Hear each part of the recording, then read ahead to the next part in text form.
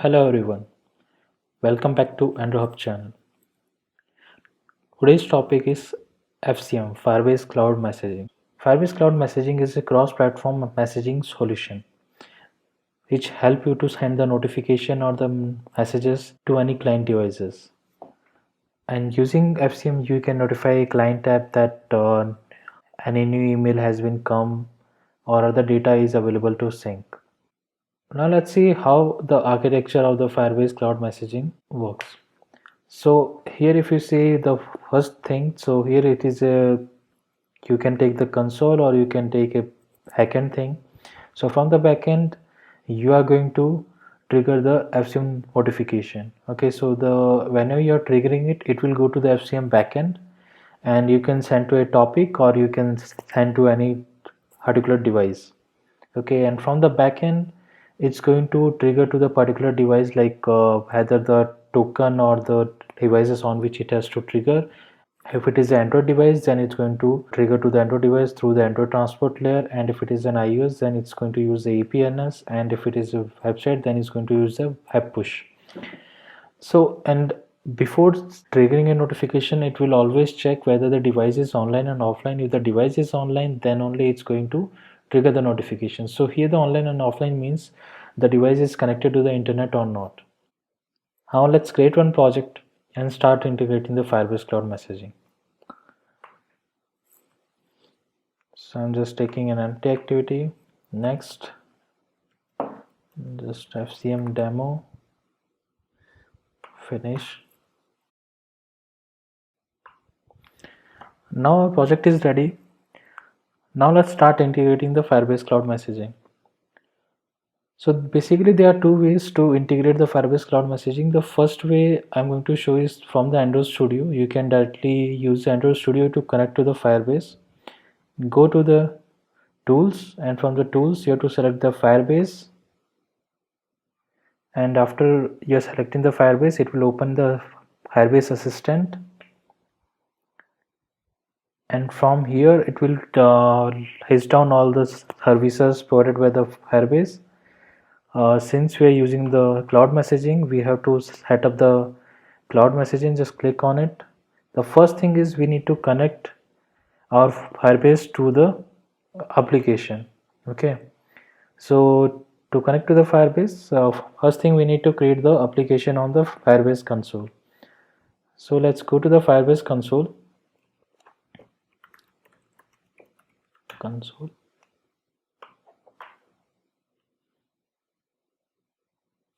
And I'm going to sign in with my Google account, and if you don't have Google account, just create your account.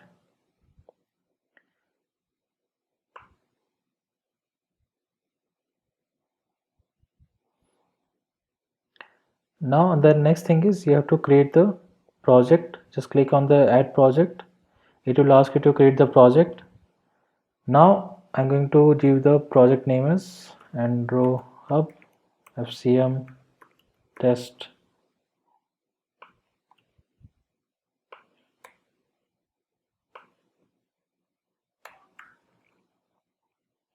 Okay, Android Hub FCM test. Just click on the continue. Here we have to select to which analytics account it has to be connected. So I'm just selecting my account. Create next. It will take some time to create your project.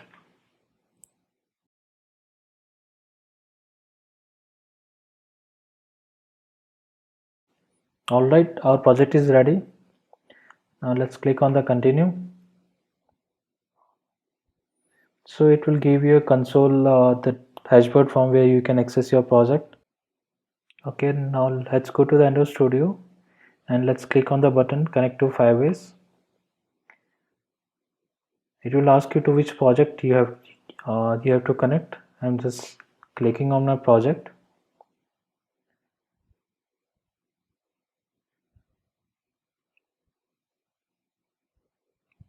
And your Firebase Android app has been created in Firebase. So let's click on the send again, and your project is connected to your Android Studio. Now let's go back here to your Android Studio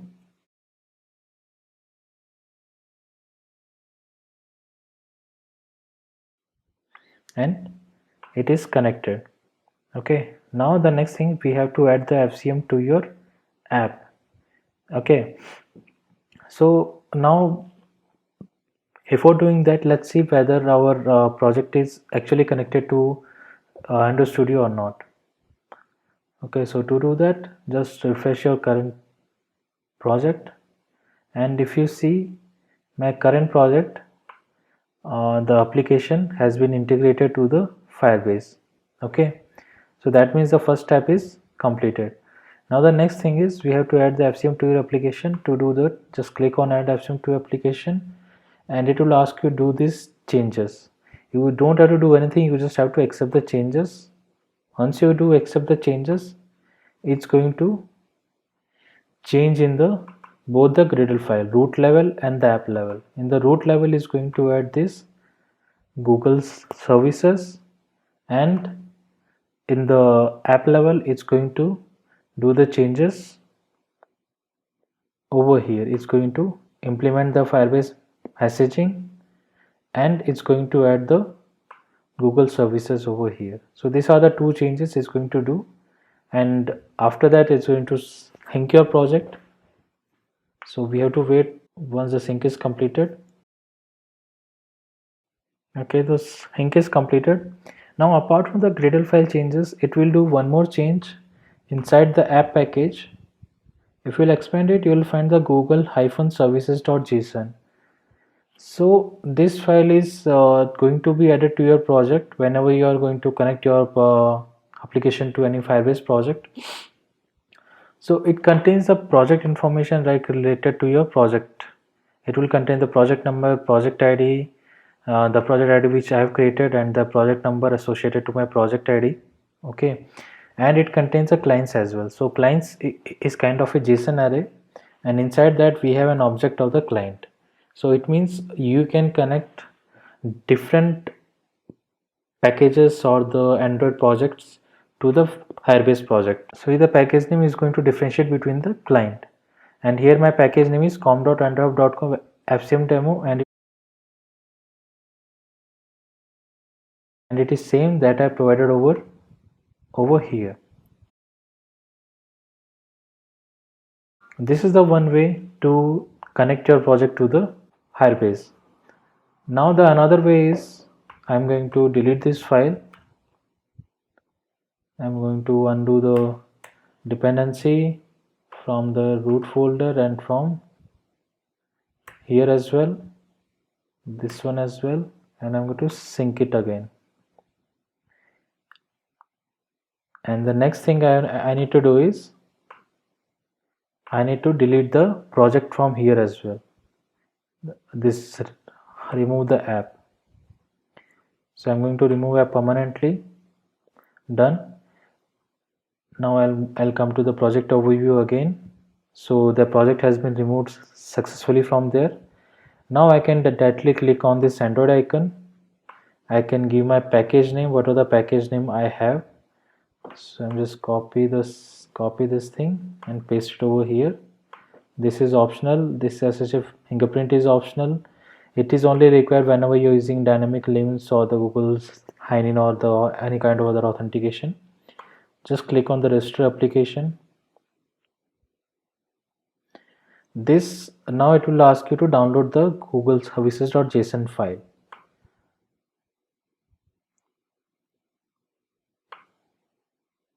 Once you'll download, you have to add it inside your app package. Now let's go to the downloaded path.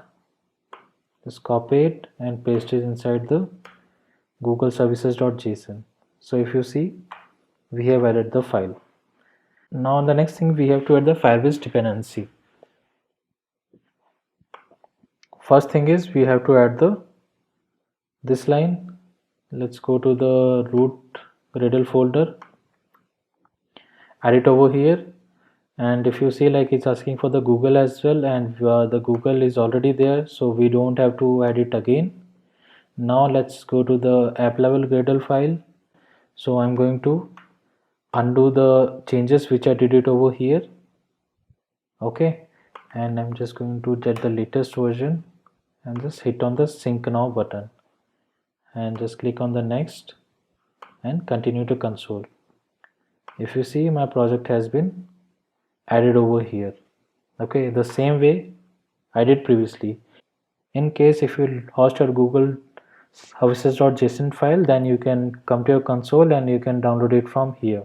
So now we have successfully integrated FCM to our Android application. Now the next thing is we need to get the device token, because FCM will work on the device token. It's going to generate one token for your specific device, and FCM is going to use that token to send the notification to your device. Now to do that, we have to create one class, my Firebase messaging service. You can give it any name. Okay, and this has to be extended with the Firebase messaging service. Okay, now after that it has one method on new token. This method is going to be triggered whenever your app is launching first time after the install, and it will give you the fresh token over here. The S value is basically a token. So here you can upload the token to your server if it is required, and you have to store it in preferences or anywhere if you like for the future use. Since I don't have any future use, I'm just going to print it over here in the logs so that I can send the notification.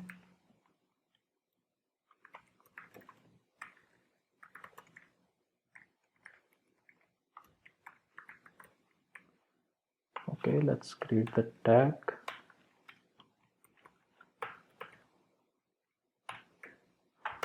Cool.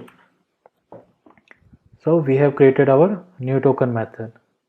So this new token can be regenerated and can be changed in few cases. So first thing is going to be this method is going to be called whenever you are installing the fresh application and you are opening it. And the second thing is whenever you are clearing your data, and the third case is whenever you are installing the application, installing it again. So these are the 3-4 cases in which case this token can be changed or regenerated. Now after doing this, we have to declare this service in the manifest as well. Let's come here, service, my service. Okay, exported as false. Intent filter, we have to provide the action over here.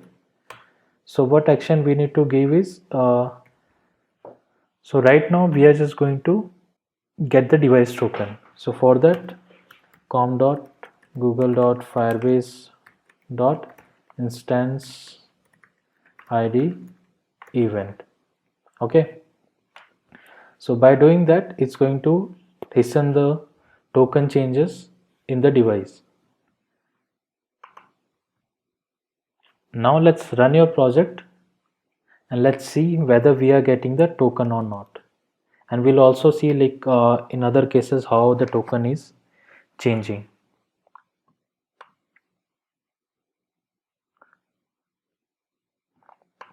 Okay,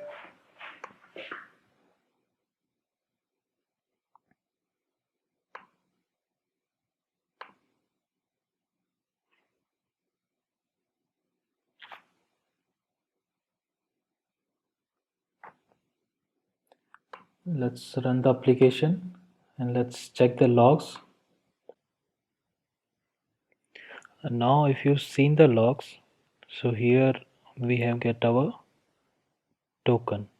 Okay, so this will be our Firebase token that we can use to send the notification on our device. Okay, now I'll show you whenever I'm going to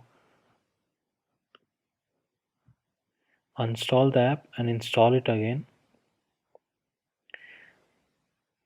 then the token should be changed, right? So now I'm installing it again, clearing the logs. So we got the token again, and this token is different from the previous one. Now let's clear the app data and we'll relaunch it again to see if the token is changing or not.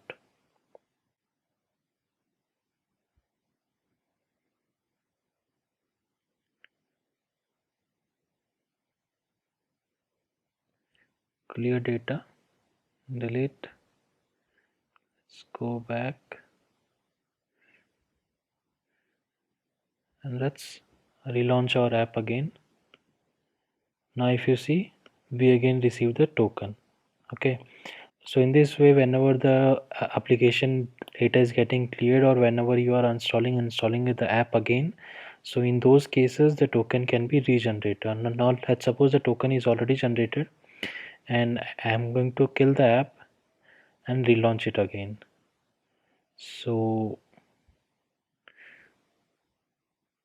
in that case it should not generate the token again. So if you see now, I haven't received any kind of log over here, right? Now the next thing is, let's suppose we have to generate the token, we have to get the token if we have not stored over here in the preferences or anywhere else, and on the click of some button or while performing any task, so at the time we have to get the token. So for that, let's go to our XML, let's create one button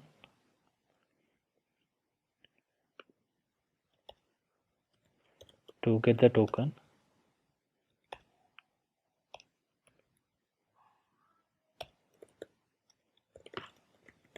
Get token, on click,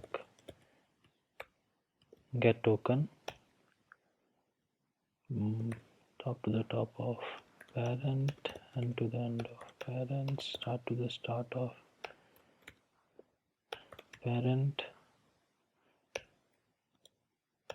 id get token, and when the token will be received, then I'm going to print it over here, print token. It will be top to the bottom of this thing,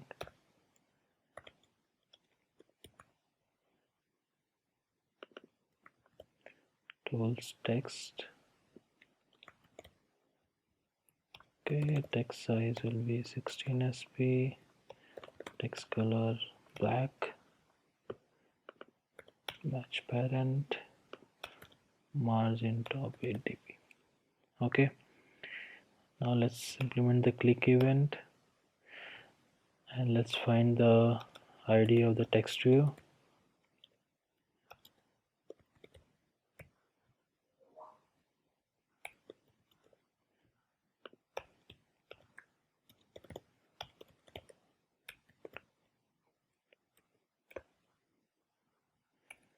Print token. Okay, now how to get the token from the Firebase? We have to use the Firebase messaging dot get instance dot get token.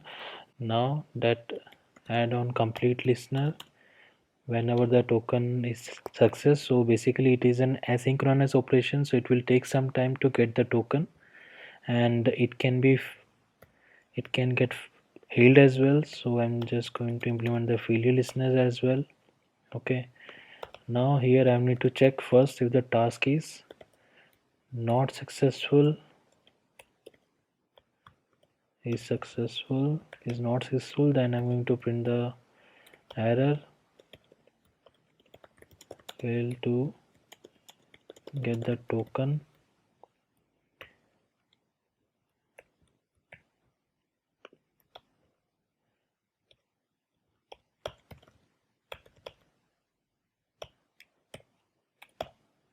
Okay, and I'm going to return the statement from here. Now in case if the task is successful, then we get the token. Now task dot get result, and we are going to print it in the logs as well, and token, and I'm going to print it in the text view as well. And in case some issue, some failure will come, then it's going to commit over here and just print e dot get localized message. Okay, now let's run it again and let's see. Let's click on the button get token. So if you see, we receive the token. So this token will be same which we have received earlier, because in this case we haven't resetted our device, and we haven't installed and reinstalled the application, so that the token will be always same. So let's suppose if I'm going to click on get token again, then it's going to give me the same token each and every time again. Okay, so in this way we can get the token manually as well. Now another case is the token can only be generated whenever you have the internet connection. If you don't have any internet connection, then you won't receive the token. Suppose I'll show you the example. I'm installing the application and I'm going to install it again, and before installing I'm just going to disable my internet connections. Now if I'm going to run it again, let's open the logcats as well. So my internet are disabled now. Now in this case I haven't received the token, right? There is no token over here. Now I'm going to enable the internet connection again, and now I have received the token. See, if I click on the get token, the same token which I have received in the Omni token method will be received over here as well. Okay, on the click of that button. So in this way it requires the internet connection to generate the token. This is about how we can generate the token. Thank you for watching. Please do like, share, comment and subscribe.